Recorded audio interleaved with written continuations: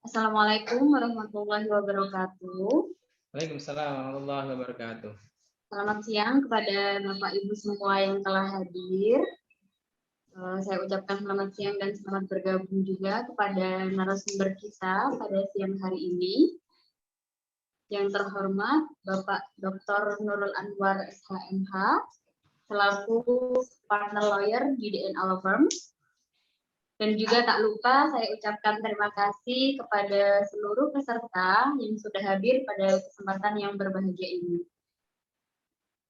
Dengan sangat bahagia pada kesempatan hari ini yang merupakan sharing pertama kita, saya Wahyu Hidayah selaku konsultan dari legalbusiness.id akan memandu acara yang sangat luar biasa ini sampai insya Allah 1 jam ke depan.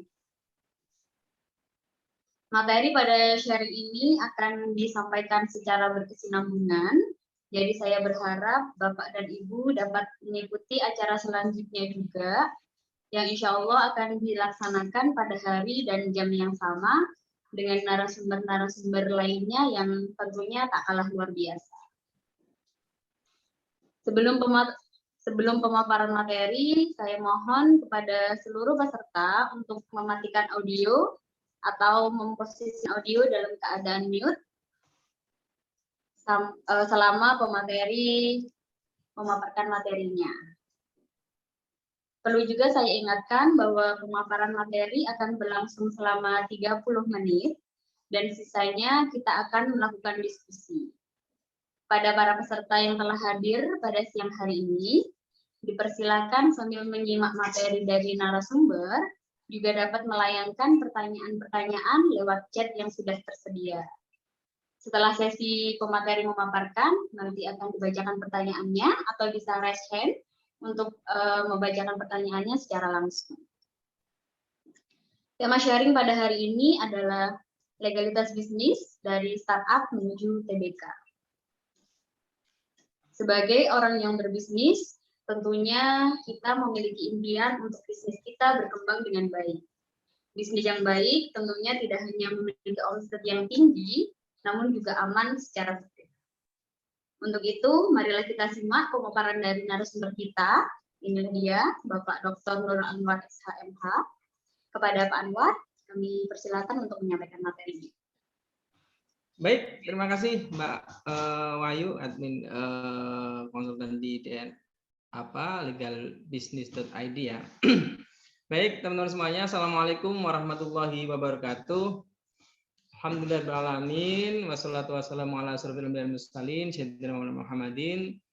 Sebelumnya saya ucapkan terima kasih kepada legalbusiness.id yang telah memberikan kesempatan kepada kami untuk pada siang hari kali ini sharing bersama teman-teman semuanya yang hadir di dalam Zoom room ini. Kali ini sesuai dengan tema yang disampaikan oleh Mbak moderator tadi, bahwasanya terkait dengan, saya share dulu ya ininya ya. Oke, saya izin share ya. Sudah kelihatan Mbak ya? Sudah Bapak. Ya. Oke, baik. Tema kali ini adalah legalitas bisnis dari startup menuju TBK. Perkenalkan, saya memperkenalkan diri. Saya adalah lawyer di DNA firma hukum di Surabaya, sekaligus partner teman-teman UMKM untuk memperdalami persoalan hukum yang terkait dengan usaha gitu ya. Baik, selanjutnya kali ini kita akan membahas sedikit banyak terkait dengan apa saja sih persoalan legalitas di dalam bisnis itu. Nanti ke depan dalam waktu kurang lebih 30 mungkin sampai 45 menit ya Mbak ya. Nanti karena cukup banyak yang akan kita bahas. Sekali lagi materi ini sebenarnya adalah series ya. Jadi ke depan kita akan memperdalam terkait dengan legalitas bisnis itu dari A to Z, jadi secara menyeluruh, dengan nanti mungkin akan kita hadirkan beberapa narasumber juga yang lebih kompeten untuk hal-hal tertentu. Selain juga nanti kami dari DNA Lofis juga ada teman-teman dari baik dari akademisi, dari notaris maupun pihak-pihak lain yang capable gitu ya. Baik, langsung saja selanjutnya saya share selanjutnya materinya. Oke. Jadi sesuai dengan judul adalah dari startup menuju TBK. Startup itu apa? Di dalam kalau kita dibaca di dalam Wikipedia di internet kita bisa menemukan definisi startup adalah merujuk pada perusahaan yang belum lama beroperasi, artinya perusahaan-perusahaan baru gitu ya, yang baru didirikan dan dalam fase pengembangan dan penelitian untuk menemukan pasar yang pas gitu ya. Sedangkan TBK yang dimaksud di dalam subjudul pertemuan kali ini adalah merujuk pada perseroan terbuka atau perusahaan terbuka, yaitu perusahaan yang menawarkan sahamnya di bursa efek gitu ya. Jadi tidak hanya saham ditawarkan secara tertutup dari kenalan, tapi juga ini dilakukan secara terbuka di bursa efek. Sebenarnya apa sih manfaat dari TBK tersebut sehingga kita perlu untuk mengetahui lah setidaknya walaupun kita mungkin belum sampai kepikiran punya langkah jangka pendek bahkan mungkin 5 tahun ke depan belum kita kepikirkan, tapi setidaknya kalau kita tahu kita mungkin sudah punya mimpi untuk membuat perusahaan kita sampai pada level tersebut. Manfaatnya adalah sebagai berikut. Pertama, meningkatkan nilai perusahaan, insentif pajak, tentunya pengelolaan akan lebih profesional karena kalau perusahaan terbuka itu adalah perusahaan yang transparan, akuntabel, meningkatkan kemampuan bertahan dari perusahaan yang kita miliki, meningkatkan image perusahaan, dan tentunya pendanaan perusahaan kita akan sangat tanpa batas karena bisa melibatkan banyak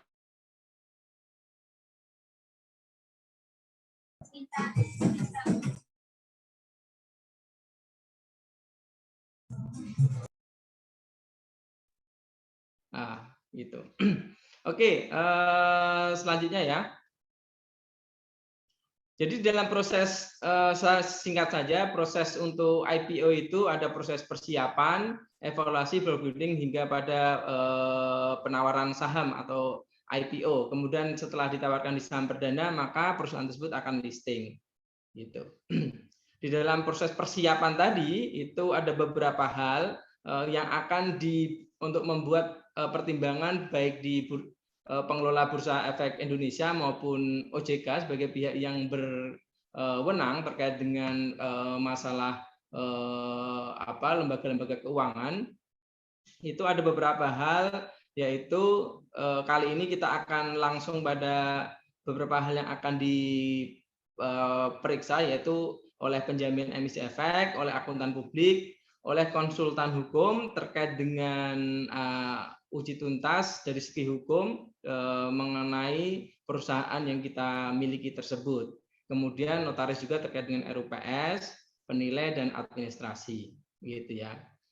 Jadi di dalam persoalan hukumnya, ketika perusahaan tersebut, karena perusahaan kalau mau masuk pada listing di TBK tersebut kan harus akuntabel dan dapat secara dari segi manapun itu valid atau firm ya, gitu. Termasuk dalam hal ini dari segi hukum. Karena saya dalam kapasitas seorang lawyer, maka pada siang hari ini saya akan hanya menjelaskan terkait dengan apa saja sih persiapan secara hukum yang diperlukan sebuah perusahaan itu untuk dapat go public gitu ya.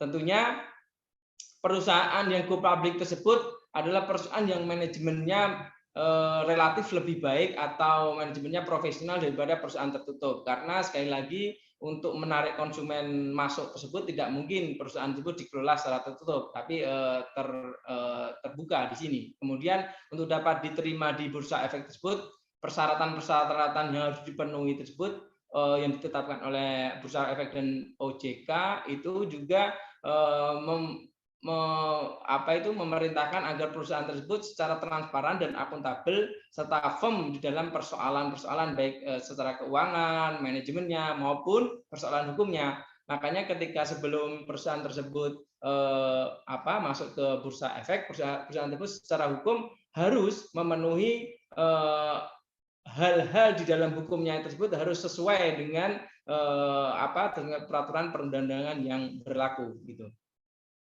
Apa saja sih uji tuntas dari segi hukum di sana nanti akan kita bahas.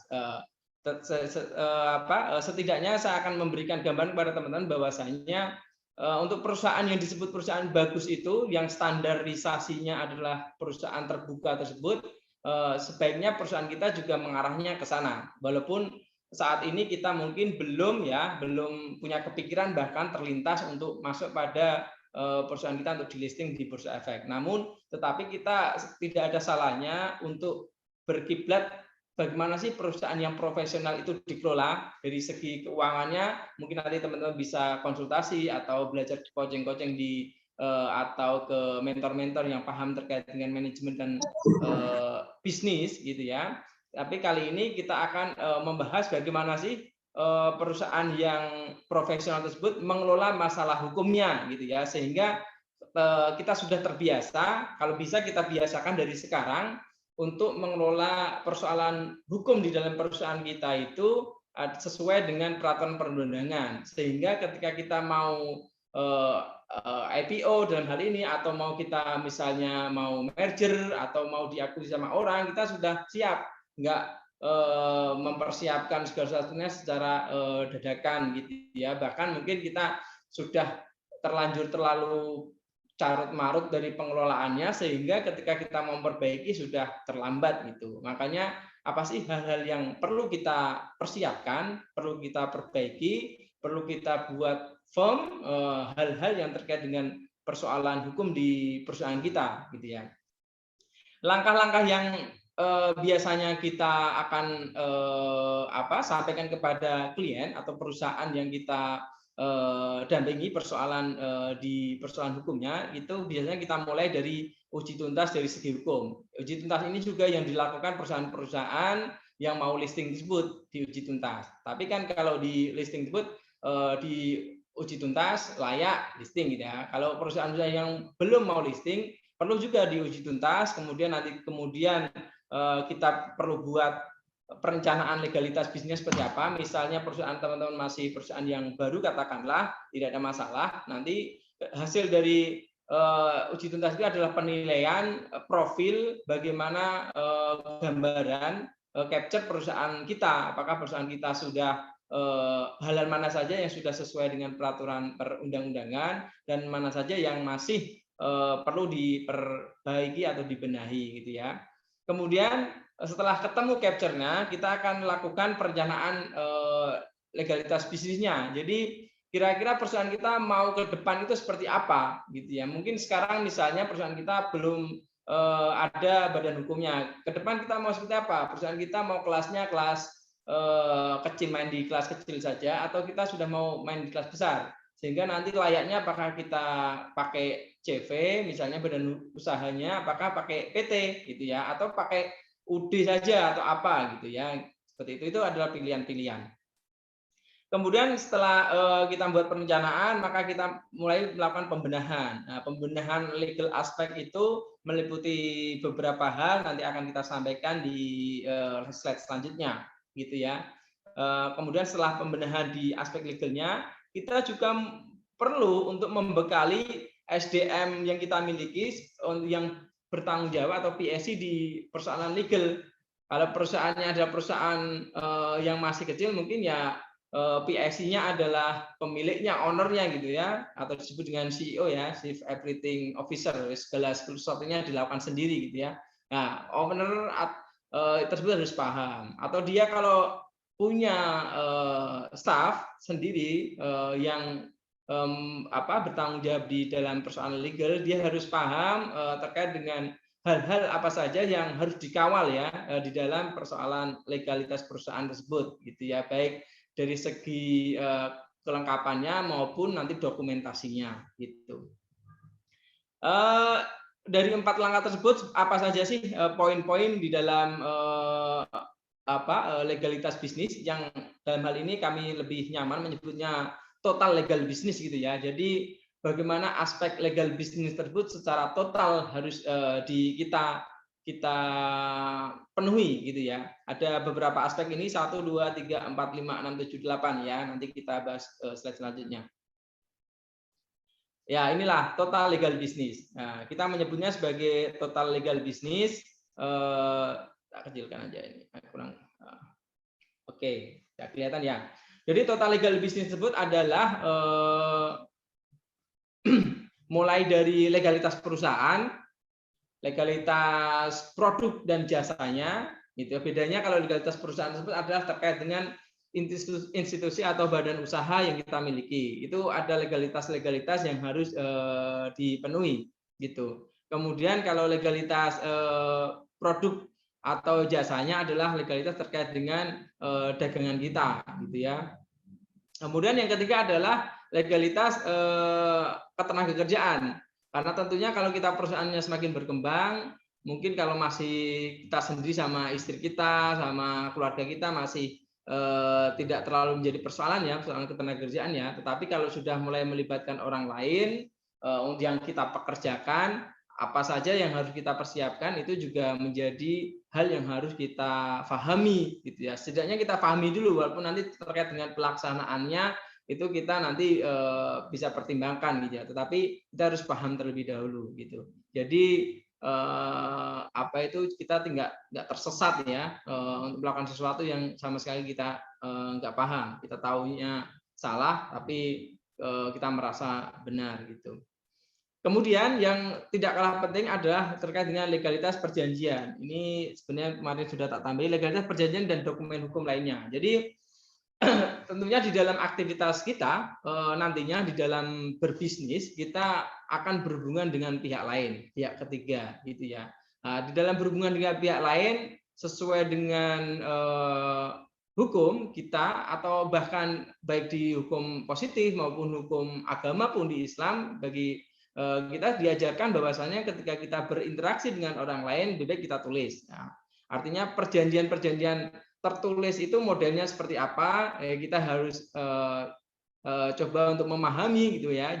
Jangan sampai kita membuat perjanjian sangat mudah negosiasinya, tetapi dalam pelaksanaannya kita kesulitan sehingga kita juga nanti akan melakukan manifestasi atau ingkar janji, tidak dapat melaksanakan pekerjaan tersebut bukan karena hal di luar misalnya bencana atau tapi karena kita tidak mampu, kita terlalu obral janji istilahnya, mudah untuk mengiyakan tawaran-tawaran dari partner kita.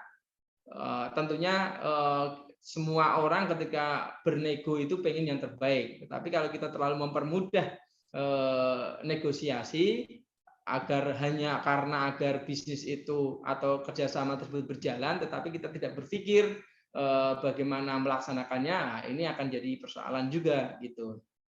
Belum lagi ketika kita ketemu partner yang memang dari awal punya moral hazard ya, itu kita harus benar-benar sudah mempersiapkan ketika membuat perjanjian, karena kalau tidak ya kita akan terjebak gitu ya, kita akan istilahnya dimakan dalam proses pembuatan perjanjian tersebut. Terus hal selanjutnya kelima yang tidak kalah pentingnya, dan ini yang mungkin ya teman-teman pengusaha awal bahkan pengusaha lama ya yang merasa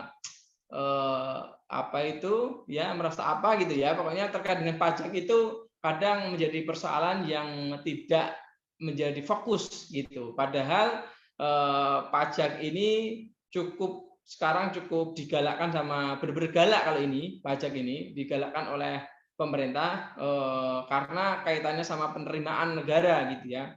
Jadi negara menganggap bahwasanya ada harta negara yang terdapat di dalam penghasilan teman-teman gitu ya, di dalam bisnis teman-teman. Jadi frame berpikir negara seperti itu. Jadi uang tersebut itu uangnya negara gitu. Ketika tidak dibayarkan maka akan terjadi istilahnya dalam tanda kutip kerugian negara kalau nggak ditagih ini. Itu.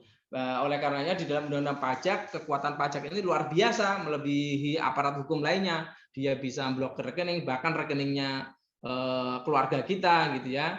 Dia bisa membuat kita di sel ya, di gazeling gitu ya, terkait dengan misalnya kita ada tunggakan pajak yang tidak terbayar, kita bisa dipidana pajak, kita bisa dikenakan denda pajak beratus-ratus kali gitu ya. Banyak sekali pokoknya pajak ini ancamannya yang teman-teman harus ya ketika sudah paham setidaknya nanti dalam pelaksanaannya teman-teman bisa mengukur lah mana yang akan bisa dilakukan terlebih dahulu, mana yang dipending, mana yang dinegosiasikan dan sebagainya.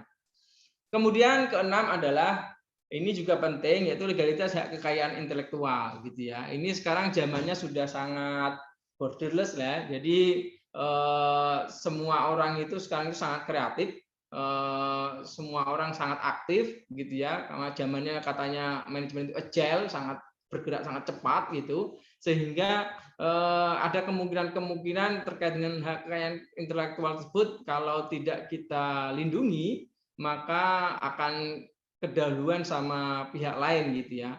Celakanya kalau teman-teman sudah misalnya menggunakan merek atau di logo-logo perusahaan teman-teman ternyata awalnya sudah dibangun dari kecil sehingga membesar kemudian tidak diamankan, ada pihak lain yang sudah mendahului kemudian, nah itu yang jadi persoalan. Akhirnya teman-teman secara hukum akan digugat oleh pihak lain kalau memakai merek yang padahal mungkin teman-teman sudah makainya sudah sejak lama gitu ya, tetapi karena tidak pernah didaftarkan makanya itu akan jadi persoalan gitu.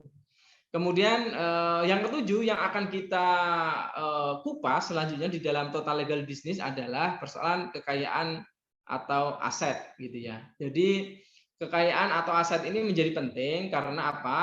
Di dalam bisnis itu nanti ada perusahaan-perusahaan yang punya kekayaan, badan usaha punya kekayaan sendiri, ada badan usaha yang kekayaannya tersebut ya include di kekayaan pribadi teman-teman. Makanya untuk membuat atau memilih badan usaha mana yang cocok untuk teman-teman, apakah misalnya CV atau PT ya.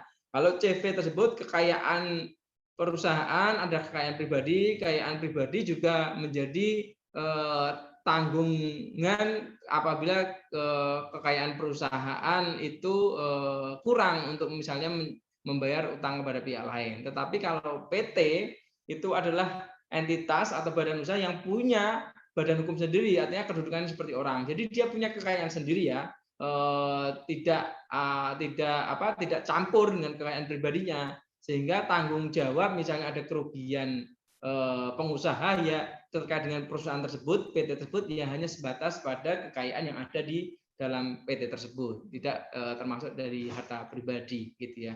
Nanti secara lebih dalam akan kita pelajari di selanjutnya.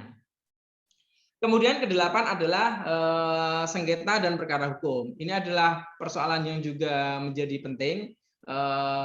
Sebenarnya mulai dari 1 sampai 7 tersebut kita mitigasi, kita kawal agar persoalan sengketa dan perkara hukum itu tidak muncul gitu ya. Karena ketika muncul itu pasti ya akan menguras waktu, pikiran dan bahkan biaya dari teman-teman semuanya gitu. Mau nggak mau gitu ya. Karena sekali lagi kita tidak bisa menghalangi orang lain untuk misalnya menggugat kita di pengadilan. Kita juga tidak bisa menghalangi orang lain untuk melaporkan kita ke polisi gitu ya. Yang mungkin kita lakukan adalah kita berbuat dari mulai angka 1, 2, 3, 4, 5, 6, 7 ini kita tata kelola sebaik-baiknya sehingga ketika misalnya pun ada orang yang melakukan gugatan atau laporan kita mempersengketakan terkait dengan perusahaan kita tidak ada persoalan yang perlu terlalu dikhawatirkan karena kita sudah firm ya, kita sudah benar-benar mengelola perusahaan ini sesuai dengan koridor hukumnya. Jadi ketika ada yang mempersoalkan, ya kita tunjukkan aja, kita main data, kita main fakta, gitu ya, material formil hukum yang ada, kita tidak akan ada persoalan, gitu ya. Itu, oke. Inilah 8 hal terkait dengan total legal business yang akan kita coba kupas tuntas di hari-hari ke depan, baik nanti oleh saya pribadi maupun nanti kita juga akan mengundang pihak lain untuk ikut membantu mengupas hal-hal tersebut sehingga kita punya pemahaman yang utuh terkait dengan persoalan legalitas bisnis dari usaha kita gitu. Kemudian kita masuk ke persoalan pertama, yaitu legalitas perusahaan. Legalitas perusahaan ini kita akan mulai dari hal ini. Bisnis itu apa ya? Sesuai dengan definisi di Wikipedia, kalau kita coba ngecek di internet ya, itu ada kegiatan memperjualbelikan barang atau jasa dengan tujuan memperoleh laba. Sebentar ini kok adanya ininya, tak hapus dulu ini. Apa sih ini?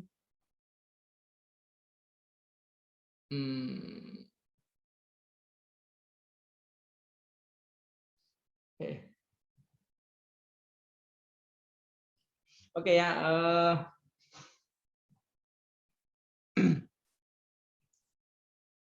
Jadi bisnis tersebut yaitu kegiatan jual beli, istilahnya jualan ya. Jadi jualan tersebut secara sederhana kita dapat pahami bahwasanya kita dapat menjual langsung, apakah jualan tersebut melalui perseorangan atau kita misalnya sendiri gitu ya, atau melalui badan usaha, misalnya kita melalui punya perusahaan gitu ya. Jadi sekali lagi namanya bisnis tersebut bisa kita lakukan baik perseorangan maupun badan usaha. Sebenarnya bisa saja gitu.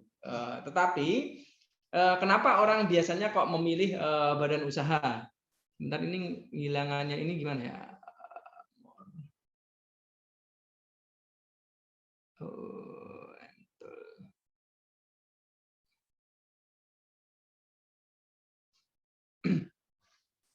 Data ini dulu ya.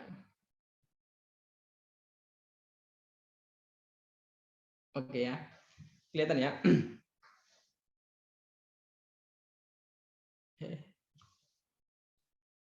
Bentar, saya kok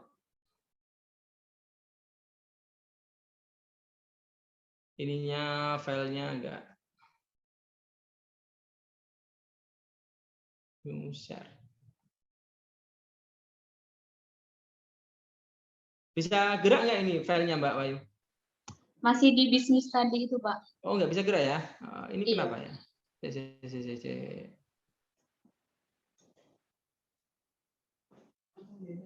Stop dulu aja ya, stop dulu. Nah, oke, sebentar tak share ulang lagi. Baik, Pak. Oke ya, bisa jalan ya? Iya, sudah. Oke, jadi bisnis tersebut bisa kita lakukan perseorangan, artinya kita sendiri sebagai orang ini kita jualan, kita jualan barang maupun jasa, itu bisa kita lakukan perseorangan, atau dengan badan usaha. Badan usaha yaitu dengan platform perusahaan kita, gitu ya.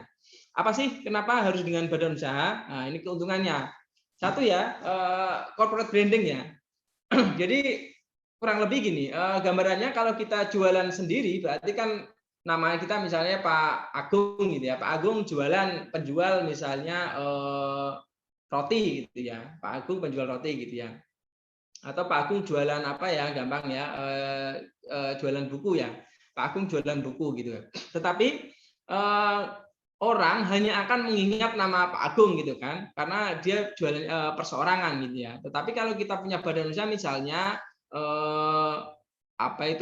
misalnya CV Agung Makmur gitu ya, atau dalam ini saya contoh langsung misalnya ini Gramedia. Gramedia ini kan sebenarnya jualan buku, tetapi kan ketika ada nama perusahaan yaitu Gramedia, maka otomatis akan membentuk corporate branding. Jadi ketika kita sekarang saya juga tidak tahu Gramedia itu pemiliknya itu siapa gitu ya, tetapi siapapun yang jualan di sana, baik itu namanya mungkin Mbak Ayu, Mbak Siti, Mbak Aminah gitu ya, itu tetap representasi dari perusahaan Gramedia tersebut karena sudah terbentuk corporate brandingnya, jadi nggak ada masalah. Pokoknya yang jualan Gramedia pasti bukunya di situ berkualitas gitu ya. Sama tadi mungkin Pak Agung juga kalau jualan berkualitas, tetapi ketika Pak Agung sakit atau Pak Agung nanti meninggal, ya sudah selesai karena Pak Agungnya sudah tidak ada. Diteruskan anaknya beda lagi mungkin ya, karena memang anaknya kan bukan Pak Agung. Tapi mungkin seandainya Pak Agung dulu waktu berusaha memakai sebuah branding, misalnya apa kalau ini toko buku Gramedia kan, atau pakai nama apa gitu ya. Ketika dia jualan, dia membentuk corporate branding sehingga badan usaha tersebut dikenal orang, sehingga nanti ketika mungkin pemiliknya sakit atau meninggal, siapapun yang jual di situ tidak ada persoalan karena sudah terbentuk corporate branding.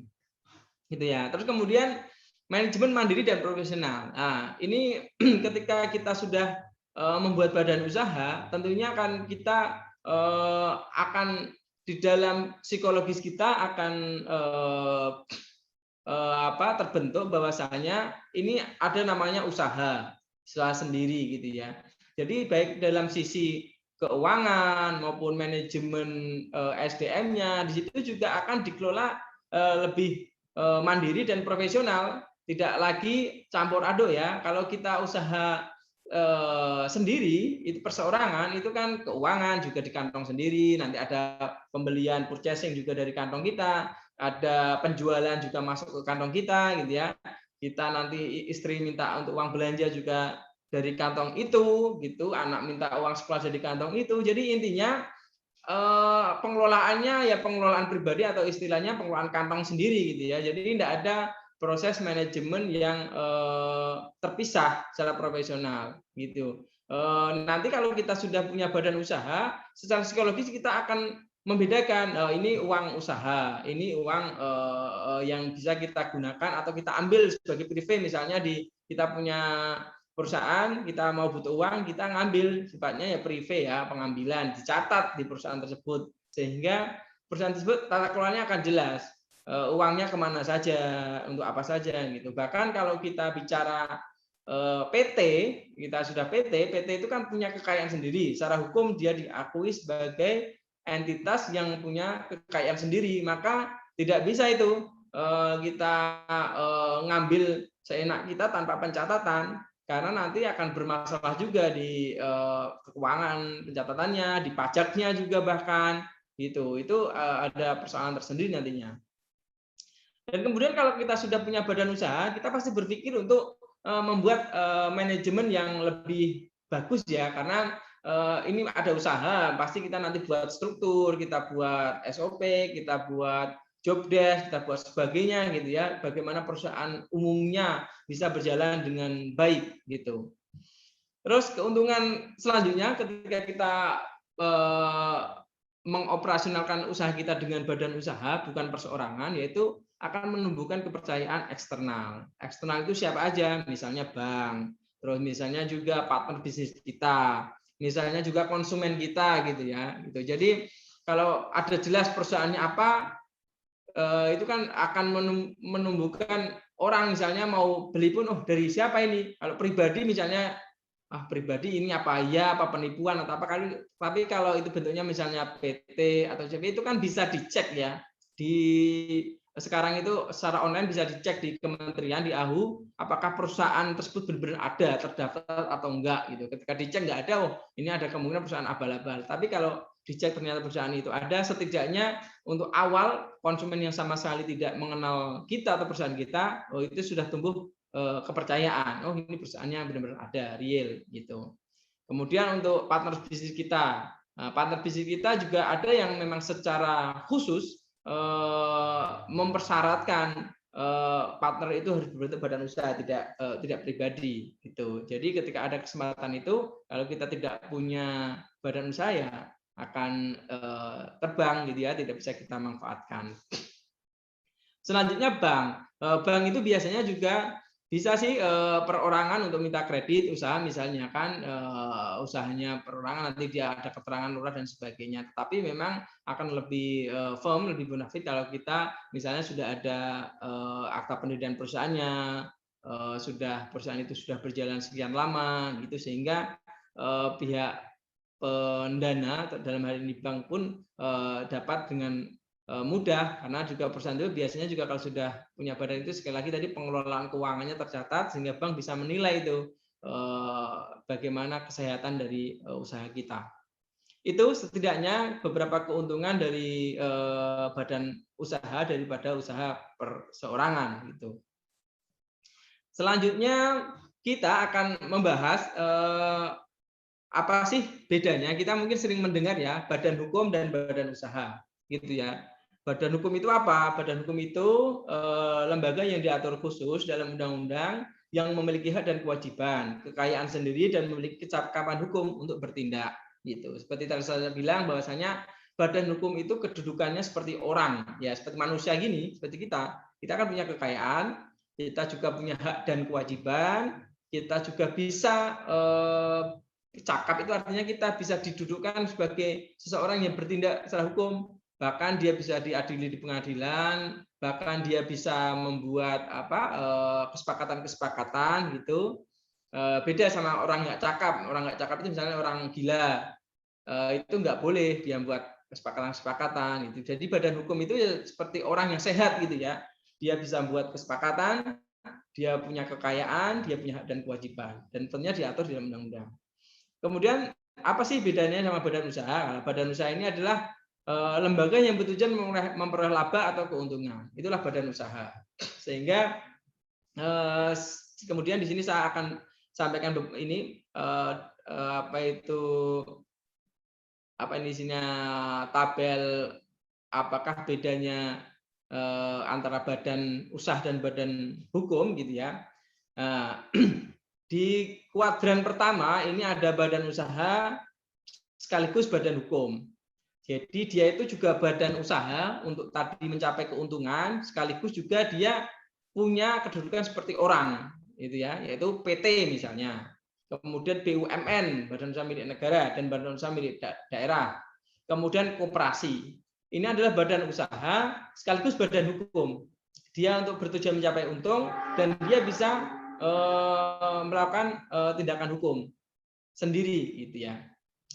Nah, ada juga badan usaha tetapi bukan badan hukum, yaitu CV, firma, UD, gitu ya. Ini badan usaha untuk nyari untung, tetapi kalau CV tersebut, sekali lagi CV tersebut dia tidak punya kekayaan sendiri. Dia kekayaan CV adalah kekayaan pemiliknya atau sekutu aktifnya di situ, gitu ya.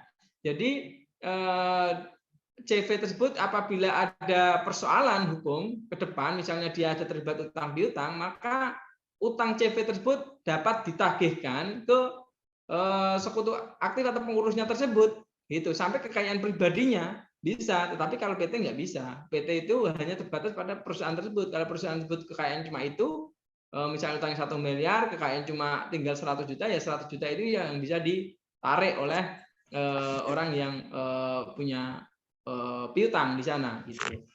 Kemudian kuadran selanjutnya adalah non badan usaha tetapi badan hukum, gitu ya. Dia bukan badan usaha, dia tidak bertujuan untuk mencari laba, tetapi dia badan hukum. Misalnya adalah yayasan ya. Walaupun ya kalau yayasan itu ada debatable, ada orang yang bilang kalau yayasan itu ya badan usaha, toh kalau sekolah apa yayasan apa gitu itu kan mahal, bayarnya mahal-mahal dan pastinya dia dapat untung, sehingga ya dia seharusnya disebut sebagai badan usaha gitu. Tetapi kalau saya kembali lagi kepada undang-undang yayasan, di situ jelas disebutkan bahwasanya yayasan tersebut adalah entitas yang bertujuan untuk sosial, keagamaan maupun pendidikan. Jadi tidak pada tujuannya adalah mencari keuntungan. Walaupun ya praktek ya berbeda ya mungkin ya. Itu badan usaha, non badan usaha tetapi badan hukum. Di kuadran terakhir adalah non badan usaha dan non badan hukum. Misalnya perkumpulan non badan hukum, ormas non badan hukum. Nah, itu juga dia bukan badan usaha sekaligus juga tidak berusaha untuk mencari keuntungan. Seperti itu. Itulah tadi 4 kuadran yang bisa kita lihat dan kita pahami dari kehidupan kita sehari-hari. Nah, perusahaan teman-teman sekarang berada di mana? Perusahaan kita ada di mana? Apakah perusahaan kita di kuadran kedua, kuadran ini ketiga, maupun kuadran pertama ini? Itu. Ataukah jangan-jangan perusahaan kita hanya perusahaan perseorangan gitu ya, bukan badan usaha gitu. Makanya harus dilihat gitu. Nah, selanjutnya akan saya sampaikan secara detail apakah badan usaha yang badan hukum tersebut bedanya dengan badan usaha yang non badan hukum. Ya, ini dia. Sekali lagi, bahwasanya badan usaha yang badan hukum tersebut itu adalah subjek tersendiri ya, seperti orang. Jadi dia bisa melakukan perbuatan sendiri. Sedangkan badan usaha yang bukan badan hukum, dia tidak bisa melakukan perbuatan sendiri. Walaupun secara praktek memang, kalau kita lihat kesempatan misalnya PT ya, PT tersebut yang mewakili PT ya direkturnya. Gitu. Nggak mungkin PT bisa jalan-jalan sendiri. Karena PT kan hanya di atas kertas akte gitu ya. Tetapi untuk beroperasi itu kan ada namanya direkturnya. Itulah representasi dari PT. Pun mungkin di CV ada namanya sekutu aktif, dia yang aktif. Tetapi sekali lagi jalannya dua orang ini antara direktur PT dengan pengurusnya CV tersebut itu berbeda dampaknya gitu, efeknya. Kalau direktur tadi berjalan tersebut benar-benar dia itu adalah sebagai gerbongnya PT gitu, ketika ada apa-apa ya direktur tersebut asalkan dia melakukan dengan etikat baik, PT yang bertanggung jawab secara keseluruhan, bukan dirinya. Tetapi kalau yang CV tadi dia mewakili CV sekaligus mewakili dirinya. Jadi ketika ada masalah apapun baik keuangan, utang tadi ya dia secara pribadi bertanggung jawab gitu. Oke, kedua ini tadi kekayaan terpisah dari kekayaan pribadi dan kekayaan perusahaan dan kekayaan pengurusnya. Kalau yang badan usaha bukan badan hukum ini tidak ada terpisah ya, jadi satu. Bentuk-bentuk badan usaha yang termasuk ini tadi sudah saya jelaskan. Oke, lanjut ya. Sip ya. Oke, ini sekarang kenapa harus badan usaha harus badan hukum ya. Saya sampaikan beberapa keuntungannya bagi teman-teman semuanya sehingga menjadi pertimbangan ya ketika nantinya akan membuat perusahaan itu apakah CV atau PT. Karena gini, karena perusahaan kalau sudah terlanjur kita buat itu untuk menonaktifkan atau membubarkan itu butuh effort ya. Sekali lagi butuh effort. Pertama juga kalau perusahaan sudah jalan itu kan sudah punya corporate brand ya. Jadi nggak bisa otomatis kalau CV tersebut kemudian jadi PT dengan nama yang sama. Nggak bisa karena kalau sudah ada yang pakai nama misalnya CV Abadi Umat misalnya, Abadi Umat Indonesia. Ketika mau kita rubah menjadi PT Abadi Umat Indonesia, ya tunggu dulu apakah PT Abadi Umat Indonesia tersebut masih ada nggak, nama tersebut sudah dipakai orang atau belum gitu ya. Kalau sudah dipakai orang, makanya nggak bisa gitu, harus diganti nama lain, Abadi Umat Indonesia Aman misalnya, atau Abadi Umat Surabaya misalnya gitu. Jadi harus dicek dulu. Jadi nggak bisa otomatis dari CV A menjadi PTA gitu. Satu gitu, akan kehilangan corporate brand tadi bisa hilang kalau sudah kita bentuk. Kedua, CV yang sudah ada tadi itu juga tidak semudah kita untuk membuang kotoran di sampah ya, tempat sampah gitu ya. Jadi CV tersebut nanti harus kita lihat dulu apakah dia punya hubungan dengan pihak ketiga gitu ya. Kalau punya hubungan ketiga kan harus kewajiban-kewajiban pihak ketiga itu harus dipenuhi gitu ya. Atau misalnya kita punya utang atau piutang bahkan ya di pihak ketiga. Itu kan kalau kita sudah bubarkan misalnya terkait dengan piutang-piutang kita kan tidak bisa secara otomatis langsung pindah ke PT yang akan kita bentuk. Kemudian persoalan yang lebih pelik lagi persoalan pajak misalnya. Di pajak itu tidak bisa otomatis ketika kita membubarkan kemudian persoalan pajaknya menjadi sudah NPWP-nya hilang gitu ya. Tidak bisa seperti itu. Karena NPWP itu masih akan tercatat sampai kita melaporkan bahwa PT itu sudah dibubarkan dan nanti dari pajak pun akan memeriksa dulu, akan melakukan pemeriksaan terkait dengan keuangan kita apakah selama ini persoalan-persoalan pajaknya, kewajiban-kewajiban pajaknya sudah dilaksanakan atau belum gitu. Jadi harus dipertimbangkan matang-matang ya ketika kita mau buat sebuah badan usaha tersebut, apakah nanti bentuknya langsung seperti apa karena ada konsekuensinya masing-masing. Gitu ya. Satu, kita lihat beberapa alasan kenapa usaha kita harus berbadan hukum. Satu, persyaratan kerjasama biasanya atau peraturan. Jadi gini, ada beberapa usaha yang mensyaratkan harus PT, gitu ya. Tidak boleh JV ya misalnya ya. Itu harus ada, atau kerjasama. Misalnya ketika kita punya kerjasama dengan pemerintah misalnya, itu mengharuskan harus PT misalnya. Ada proyek tender-tender tertentu yang harus dengan PT gitu. Terus misalnya persyaratan usaha apa gitu ya, misalnya kita mau masuk di listing di bursa efek itu juga harus PT, nggak boleh perusahaan badan usaha yang tidak berbadan hukum, apalagi perseorangan gitu. Memang ada persyaratan peraturan perundang-undangan yang untuk mensyaratkan badan hukum gitu, tidak boleh badan usaha yang non badan hukum. Kemudian keuntungannya kalau kita badan hukum adalah tanggung jawab perusahaan itu bukan tanggung jawab pribadi, artinya tanggung jawab perusahaan ya profesional, itu perusahaan, urusan perusahaan gitu. Terus selanjutnya adalah dapat menghimpun dana dari investor atau dari bank dengan mudah ya. Kalau biasanya kalau PT tersebut kan terdiri dari, namanya PT tersebut adalah kumpulan saham. Jadi perkumpulan modal atau dalam hal ini saham, sehingga saham tersebut bisa kita perjualbelikan gitu. Atau kita ke bank akan lebih bonafit, lebih mudah untuk mendapatkan pendanaan ketika kita sudah mengelola perusahaan kita, badan tersebut dengan profesional. Ketiga, keempat tadi, agar lebih dipercaya customer juga. Tentunya kalau kita berbentuk PT tadi itu, bahkan kita mungkin customer kita yang baru kenal gitu, dia bisa dengan mudah mengakses, mengecek apakah PT kita eksis atau tidak gitu ya. Karena kalau usaha kita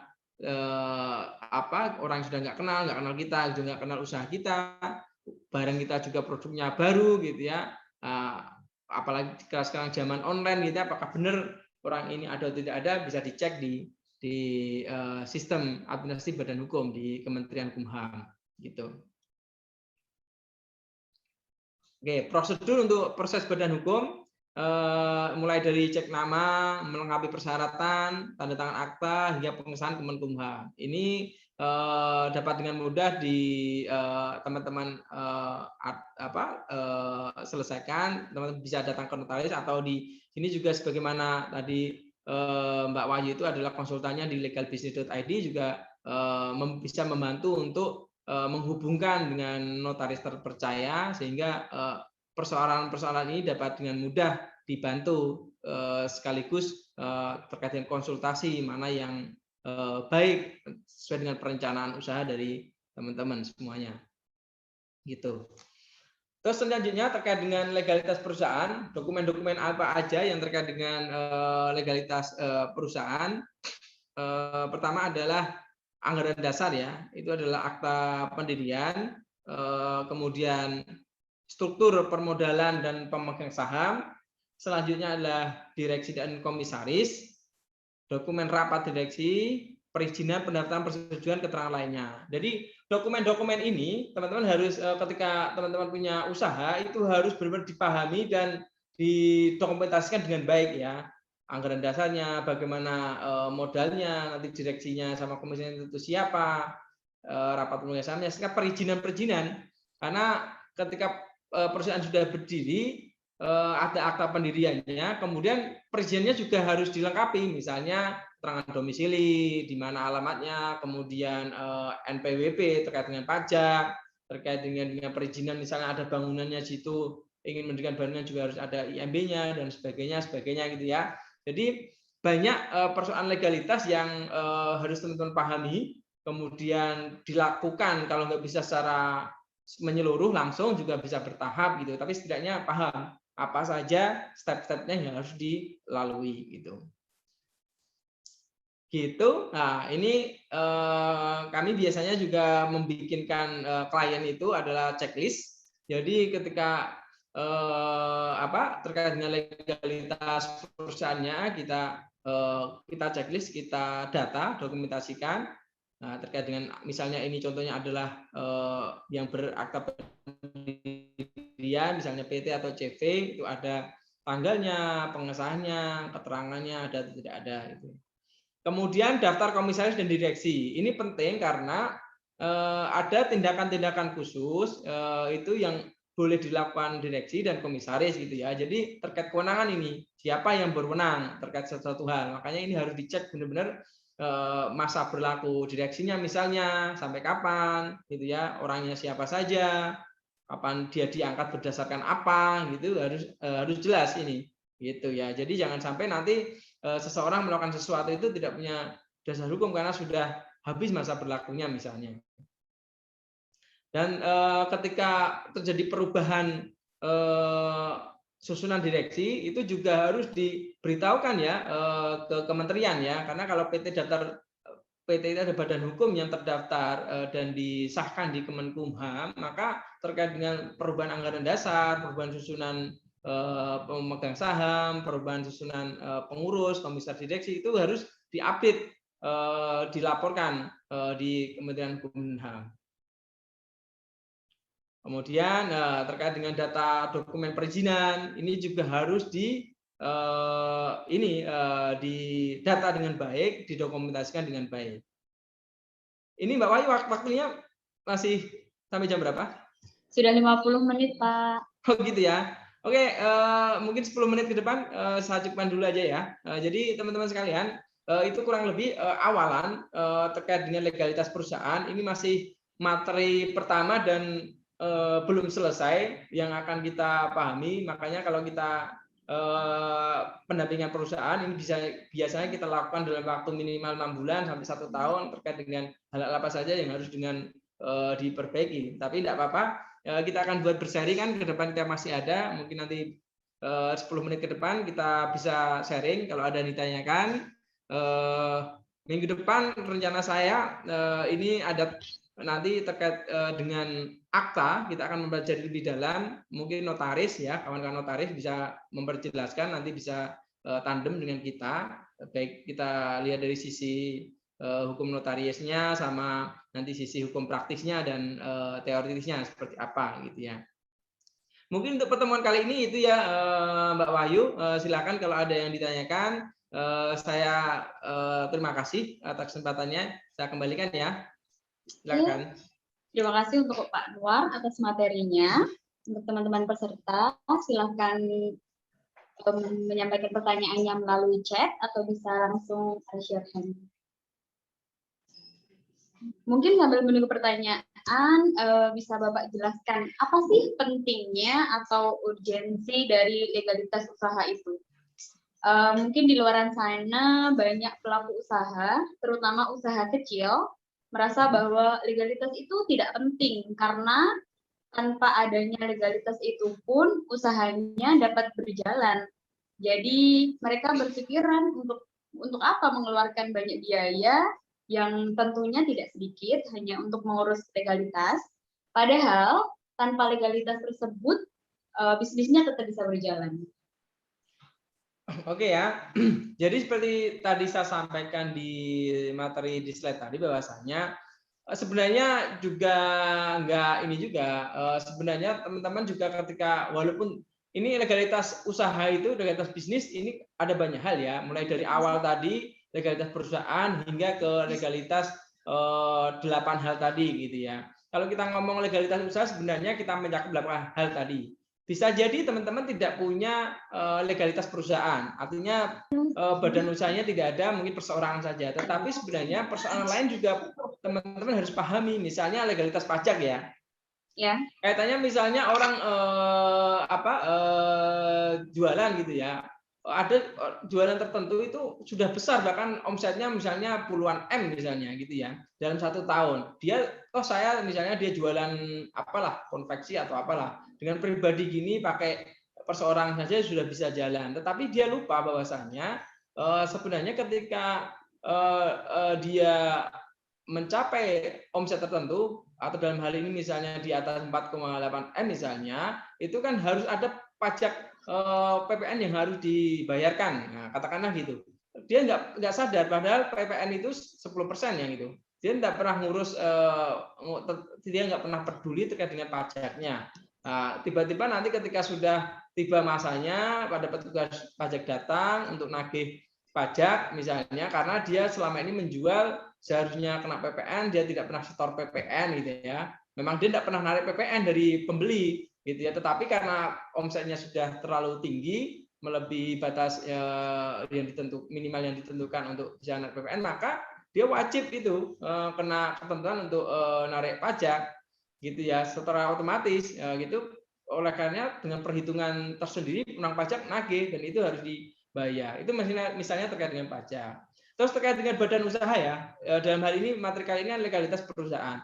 Kenapa tadi perlu untuk mengurus legalitas perusahaan? Karena sekali lagi ya, perusahaan perseorangan tersebut bisa berjalan, tetapi kita kalau sudah bangun lama gitu ya, sebenarnya kita bisa sandingkan dengan perusahaan sehingga akan terbentuk corporate branding gitu ya.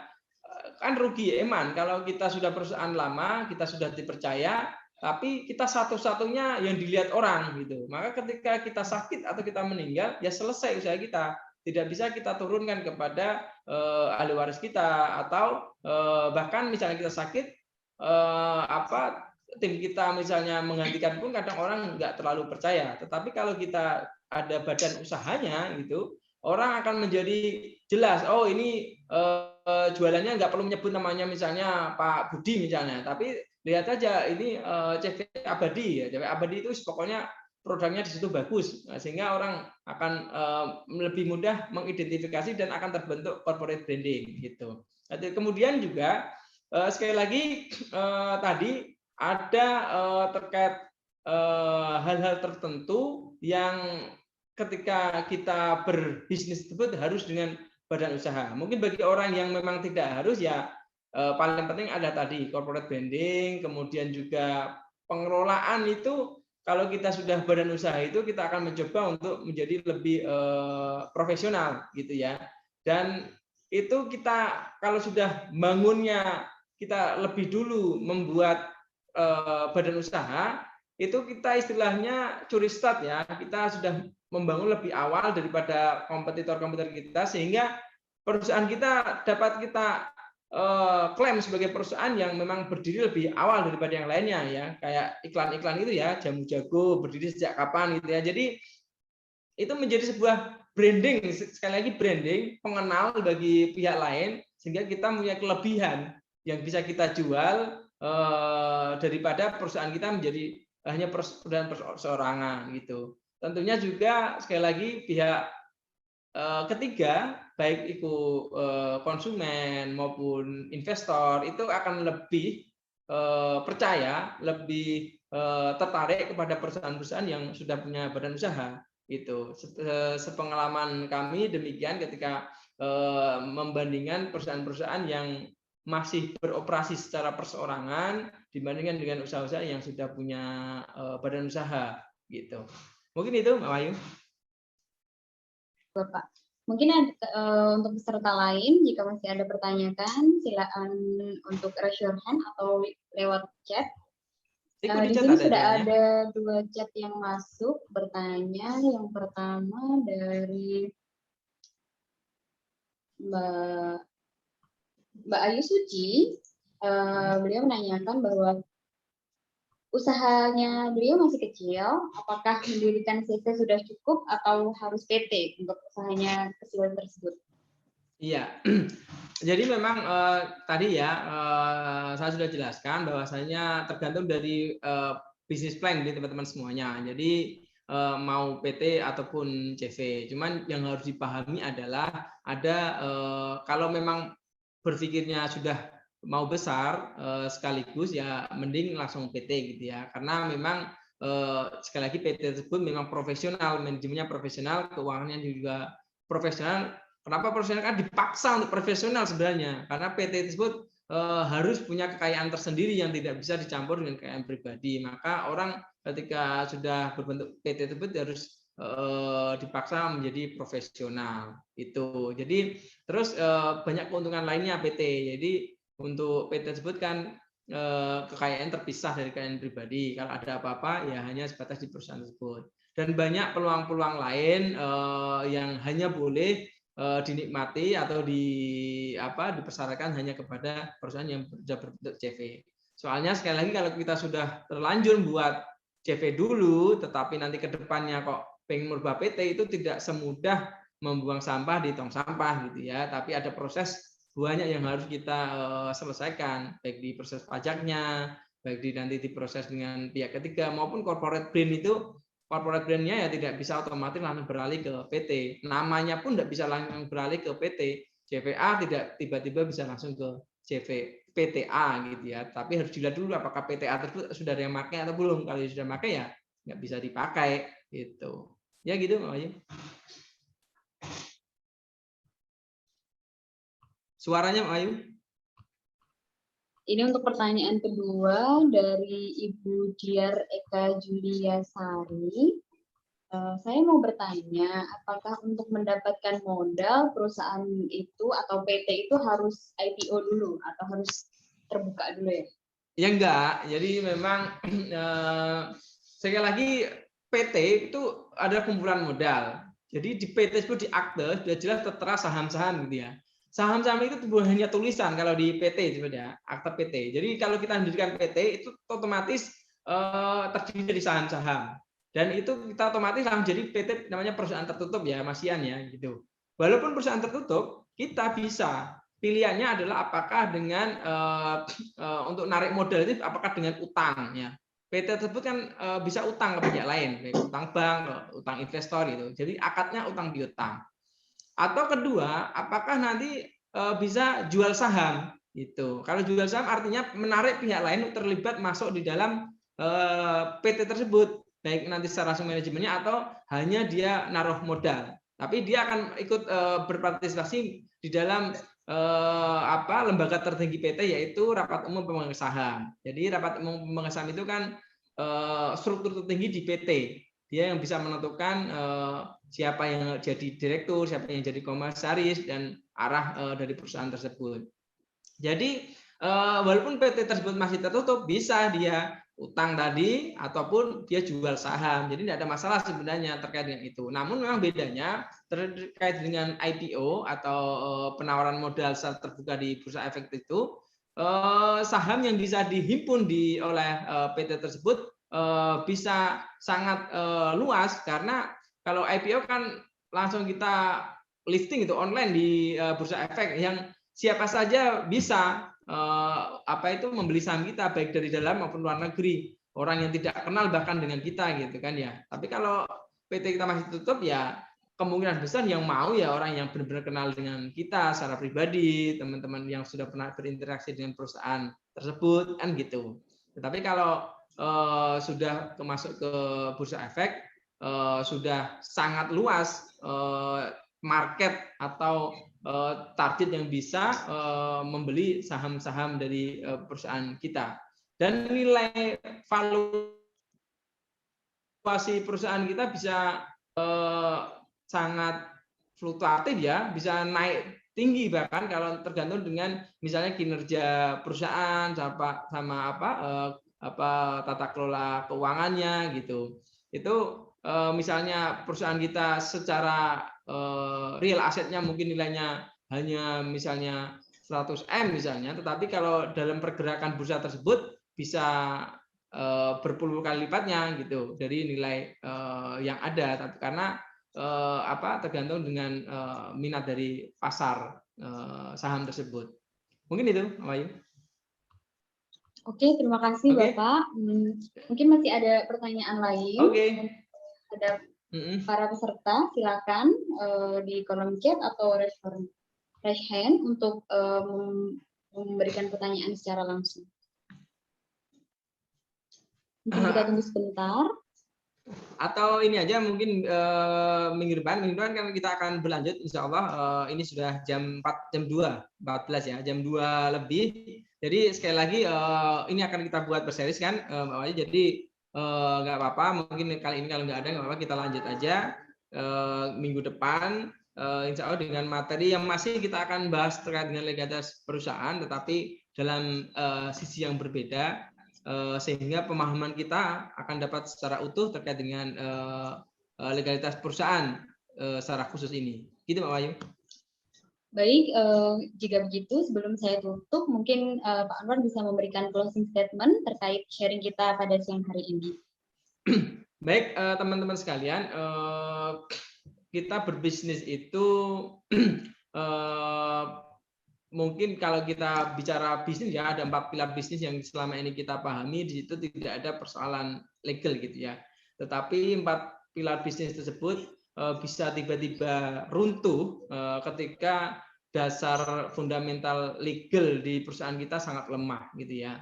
Ada ternyata mungkin perusahaan kita ternyata legalitasnya tidak beres, produk-produk kita ternyata juga legalitasnya tidak beres, ada banyak sengketa di perusahaan maupun di produk kita, ada perjanjian-perjanjian yang kacau yang sebenarnya menyulitkan kita untuk memenuhinya sehingga kita terjebak pada keadaan bukan prestasi, pajak-pajak yang bermasalah. Itu adalah sisi legalitas sekelumit yang masih sedikit saja yang saya sampaikan. Ada banyak hal lagi. Kalau itu tidak kita tata mulai dari awal, maka itu akan menjadi bom waktu. Pilar-pilar bisnis mungkin yang selama ini teman-teman pahami, baik dari sisi produksi, SDM, keuangan, maupun dari marketingnya kuat, kokoh, tetapi dari segi legalnya berantakan, maka bisa dalam sekejap itu perusahaan itu menjadi hangus, bisa pailit, bisa terjebak pada persoalan hukum, pidana, persoalan utang piutang, kena denda, kena masalah pajak dan sebagainya. Sehingga pesan saya bagi kita tidak ada salahnya kita memahami, belajar sedikit demi sedikit terkait dengan persoalan hukum ini, walaupun nanti dalam prakteknya kita bisa lakukan secara bertahap ya. Sekali lagi kita bisa lakukan secara bertahap sesuai dengan mana yang paling urgent dan yang paling penting gitu ya. Mungkin itu pesan singkat saya. Kita akan mendalami secara series ini persoalan-persoalan ini total legal business. Sekali lagi ya, total legal business akan mencoba untuk mengupas persoalan-persoalan legal di dalam bisnis sehingga kita dapat menjalankan perusahaan kita itu secara firm dan secara legalnya menjadi kokoh gitu ya. Itu Pak Ayu. Baik, terima kasih Bapak atas closing statement-nya. Bapak Ibu yang berbahagia, alhamdulillah sharing kita pada siang hari ini sudah terlaksana dengan baik. Kita sudah mendapatkan materi yang luar biasa dari Bapak narasumber kita, Pak Anwar. Kita sudah mendapatkan materi yang bermanfaat terkait legalitas usaha. Semoga dengan ini kita lebih menyadari pentingnya legal bisnis untuk kelangsungan bisnis kita. Perlu saya ingatkan, Mitra Cerdas Hukum ini adalah media kita untuk sharing terkait permasalahan hukum. Untuk saat ini kita memiliki 2 agenda. Di hari Selasa kita membicarakan tentang hukum keluarga dan hari Jumat kita membicarakan tentang hukum bisnis. Untuk teman-teman yang ingin ikut semua agenda kita bisa melihat di akun-akun YouTube kita juga apabila tidak live ya lewat Zoom di pengacara keluarga untuk yang tema keluarga dan di legalbusiness.id untuk materi hukum bisnis. Terima kasih untuk peserta semua, terima kasih untuk pemateri kita. Saya tutup sharing kita pada hari ini. Wassalamualaikum warahmatullahi wabarakatuh.